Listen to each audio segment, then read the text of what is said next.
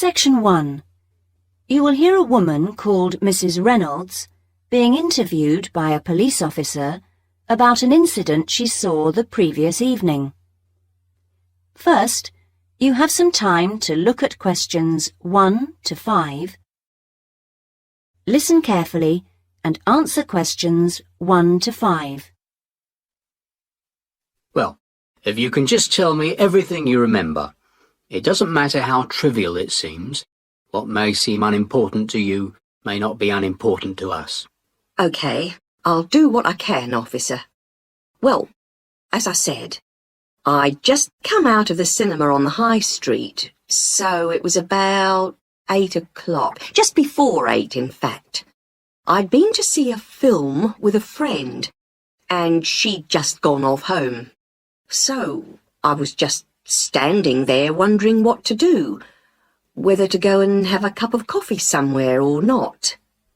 I was just standing there, minding my own business, when I suddenly heard someone shouting directly opposite me outside the library. Not screaming, just shouting. It sounded like the voice of an elderly woman. "They've got my bag! They've got my bag!" she was shouting. Then these two men raced past me, going like the wind, straight down the street and round the corner into West Street. It all happened so quickly, I think they must have had a car waiting for them there, because I heard one drive off at top speed. Well, I didn't know what on earth to do, whether to try and chase them, whether to ring the police, or whether to go and see if she was all right. Another woman was running up behind me, so I shouted back at her to go and call the police. Anyway, when I got to the woman, she seemed to be all right, thank goodness. A bit shaken, but OK. I think I was much more upset than she was. But all in all, she was pretty calm. I don't think I would have been, but apparently it had happened to her once before, so maybe that's why. You know, I've got a friend who refuses to go out alone anywhere after 6 o'clock now. What's this town coming to? Before you hear the rest of the conversation, you have some time to look at questions 6 to 10.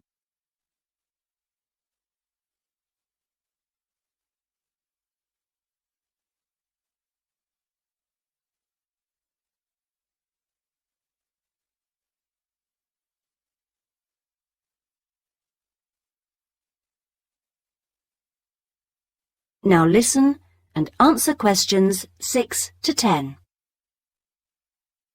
Well, anyway, she just kept saying, "I didn't see a thing, I didn't see a thing."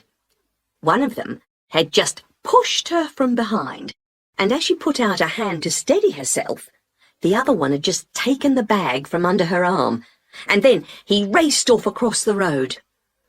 I asked her what she'd had in it, and she said she'd had her purse with about £15 in it, but no chequebook or cards or things like that, and luckily she had her front door key in her pocket. Oh, and she'd had her bus pass taken too. Let's get back to the two men if we can.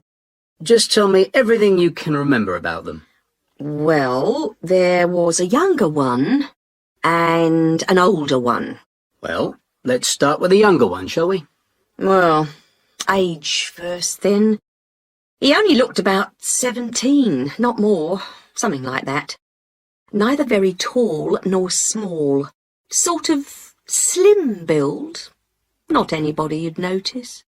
Nothing particularly special about him. An ordinary-looking sort of bloke. He had curly black hair, which was quite long, but apart from that, as I say, not someone you'd notice in a crowd. Nothing really distinct about him at all. But the other one, the older one, he was different. Different? Yes, different. I feel as if I'd know him anywhere again. I got more of a look at him, because he ran across the road more slowly than the younger man.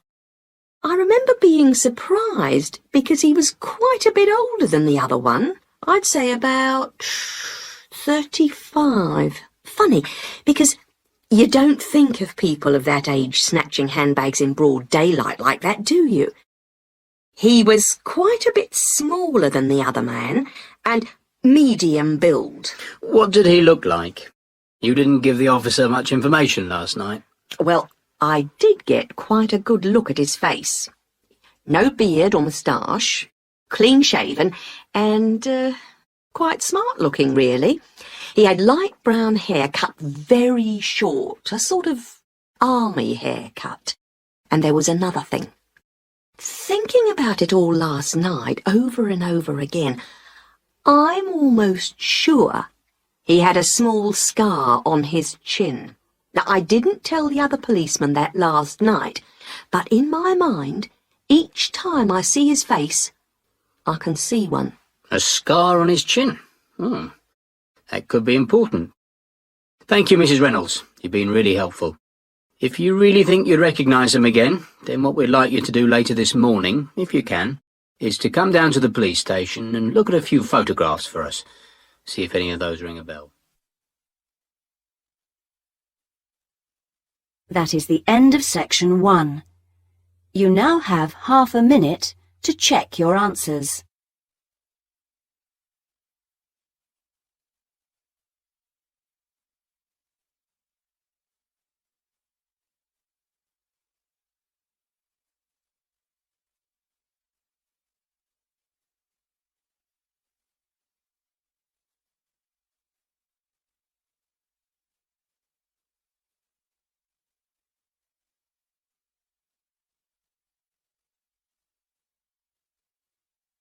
Now turn to section 2.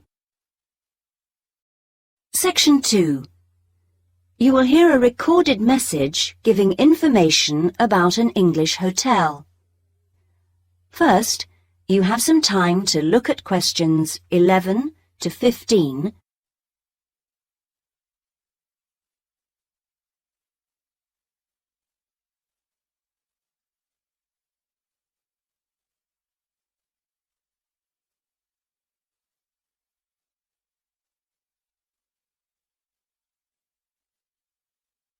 Now listen carefully and answer questions 11 to 15. Welcome to the Bridge Hotel Information Line. The Bridge Hotel is part of the Compact Group, which is a large association of family-owned hotels offering a warm, friendly atmosphere and high-quality service at competitive prices. All of them cater for a wide range of people, from business to leisure clients. Set in a quiet residential area on the attractive outskirts of Belford, about 3 miles from the city centre, the Bridge Hotel is a popular choice for conferences. After recent refurbishment and expansion, it now has 25 double rooms and 20 singles. All 45 are en suite with TV and coffee and tea making facilities. The Bridge Hotel is set in 3.5 hectares of grounds, with an open-air swimming pool and 4 tennis courts. There is also a newly opened gym with fitness suite, which is considered one of the best equipped in the area. Non-resident membership is available. We have a fully licensed restaurant for residents and non-residents, which provides a wide range of dishes with a particular focus on dishes from around the world. For the discerning business customer, we have designated business rooms with phone links allowing full internet access. Our conference facilities cater for up to 200 delegates, and we are able to offer transport to guests to and from Birmingham Airport at a small extra cost. Before you hear the rest of the message, you have some time to look at questions 16 to 20.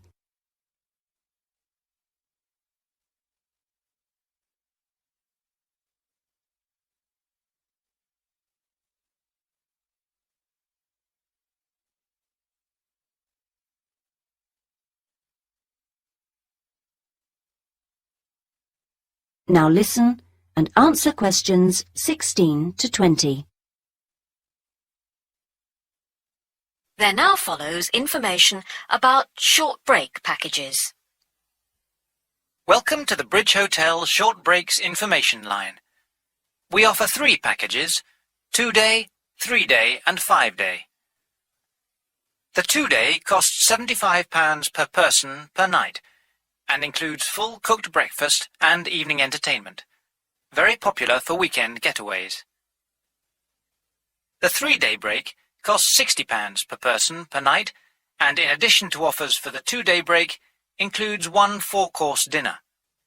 This allows guests to enjoy the full range of hotel facilities.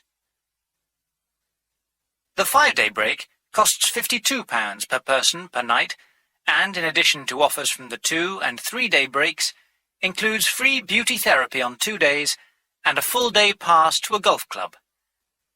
This package is particularly popular with couples who want a completely relaxing break. If you would like more information about these special packages, call extension 3469 to speak to our customer service manager, John Martin. Thank you for calling the Bridge Hotel Information Line. That is the end of section 2. You now have half a minute to check your answers.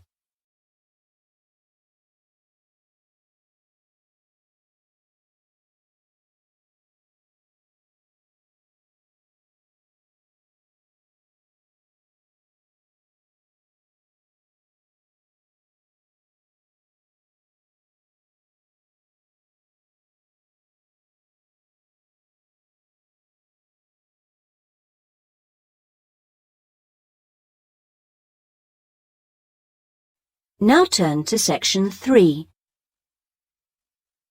Section 3. You will hear 3 students talking about their study programs. First, you have some time to look at questions 21 to 23.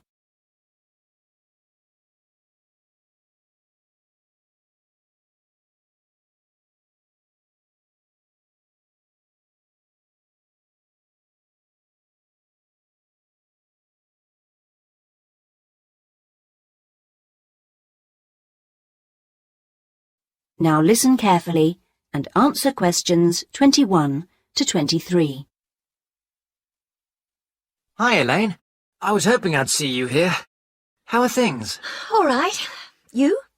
Not bad, but I'm beginning to worry about that assignment. What, the one on theory and practice? Yes. When's it got to be in by? Next Thursday. And I just can't get to grips with it. Yes, it's a tricky one. I'm hoping to get down to it over the weekend. I'll tell you what, there's Dinah. Let's see if she has any pearls of wisdom on the subject. She took the theory and practice option last year, didn't she? And got an A+ for it, I think. How does she do it? Oh, let's ask her. Hi, Dinah. Hard at work? Not exactly. The lecture's just been cancelled, so I've suddenly got a free morning on my hands. Oh, that's lucky. You've met Neil, haven't you? Yes. We were just talking about the theory and practice assignment we've got to hand in next. Can we just pick your brains a moment? How far have you got with it? Well, still at the reading stage, really. Are you? Well, one bit of advice I definitely give is not to spend hours wading through that massive volume by Jesperson. It really isn't very helpful.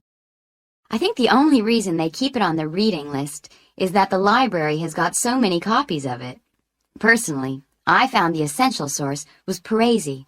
Have you read her yet? Parisi? I don't think so. That's a great book. It must be on your reading list. Right. Another one I found very useful was the article called something like Practical Theories by... was it Williams or Willard? Yes, Willard. Also, if you want to look at case studies, that small book of Ron Brown's has got some interesting stuff in. You know the one I mean? Ron Brown. Yes, I looked for it in the library, but it was out on loan. Before you hear the rest of the conversation, you have some time to look at questions 24 to 30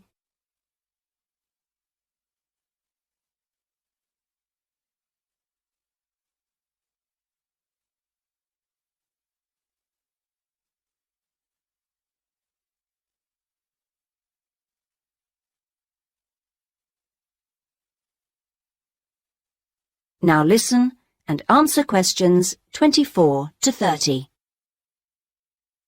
Yes, it's a very popular book. Did you try the recall system? The what? Don't you use the recall system? You should, you know. You just have to take a pink slip from any of the librarian's desks, fill the details of the book in, put your departmental address on the back, your departmental address, not your home address, and hand the slip in at the information desk. Then check the mail in your department twice a day, say at 10 in the morning and 3 in the afternoon, for a slip telling you the book is ready to collect. Last week, I recalled a book at lunchtime and got the slip telling me it was ready just 4 hours later. That was exceptional. It usually takes about 3 days. I didn't know you could do that. Is it expensive? No. There's a nominal charge, 25 pence a book, I think. It's well worth it if you're preparing for an assignment. Are you going to be working together on it? I'm not sure. I would if I were you. You get so much more out of the assignment that way. But surely the tutors would notice that our essays were the same. No. I'm certainly not suggesting you should actually write the thing together. I'm talking about when you first start on a big assignment. I think it's a good idea to find 2 or 3 others on the course who live near you and divide up the reading load between you. Then you can meet up again a few days later and take it in turns to summarize your reading for each other. At the next stage, we go around the group explaining our essay plans, which makes it easier for individuals then to go off and write the first draft of their essay on their own. Later on, we usually exchange drafts and give feedback in the group before finally writing our essays individually. Do you really do all that? Usually, yes. It makes the whole thing much easier and more enjoyable. Right. Well, I think I need another coffee before getting started. Can I get you one? Yes, why not? That is the end of section 3. You now have half a minute to check your answers.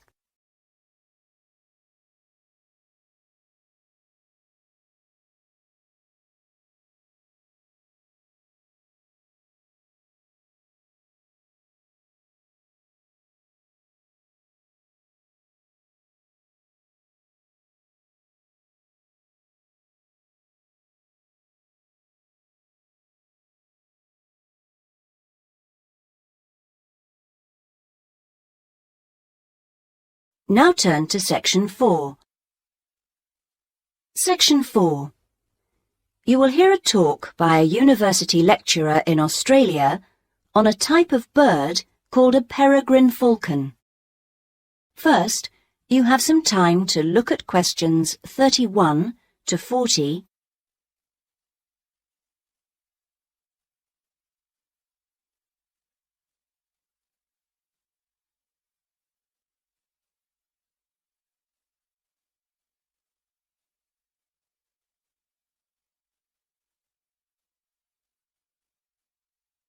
Now listen carefully and answer questions 31 to 40.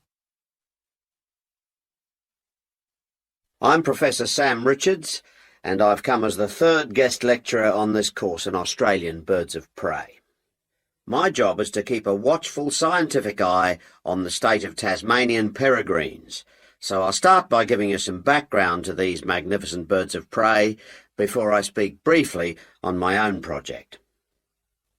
Peregrine falcons are found on all continents with the exception of Antarctica, so don't go looking for them at the South Pole. They're found almost everywhere in Australia, and it's interesting to note that the name peregrine implies that they're wanderers, that they move from place to place following the seasons, and indeed in most parts of the world they're migratory birds. But not in Australia, however, where they prefer to stay in one place. They're known to be the world's fastest creature, and they have been tracked by radar diving down towards the ground at 180 kilometres an hour. However, a number of textbooks claim that their flight speed can go as high as 350 kilometres an hour, so there's still some dispute about just how fast they can actually fly.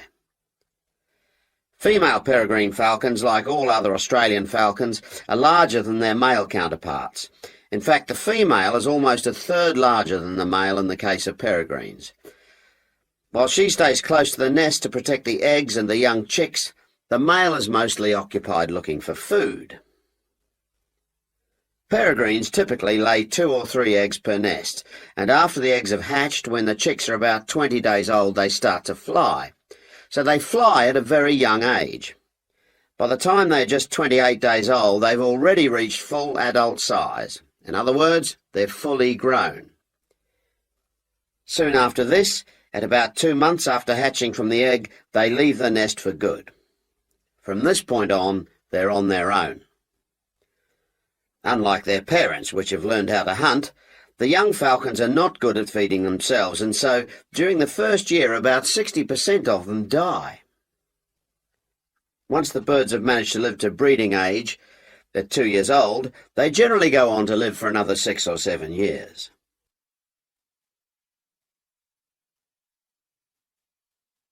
When we come across nests with young chicks, the first thing we do is catch the chicks before they're able to fly. We have to catch them at an early age. We then attach identification rings to their legs. These rings are made of colour-coded aluminium, and they allow us to identify the birds through binoculars later in their lives. Thirdly, because we need to know how many males and how many female chicks are being born, we note the sex of the chicks. Noting the sex of the birds is a vital part of our research, as I will discuss later. The next thing to do is to take a blood sample from the chicks. We take the blood sample so that we can check the level of pesticide in their bodies. Peregrine falcons can build dangerous quantities of pesticides in their bloodstream by feeding on smaller mammals, which in turn feed on crops grown on farms where pesticides are used. Finally, we check the birds thoroughly, really checking the birds for their general health. This whole process only takes a few minutes. In fact, most of our time in the field is actually spent trying to find the nests, not on the data collection itself. Well, that's all I have for you today. If you'd like to do some further reading... That is the end of section 4. You now have half a minute to check your answers.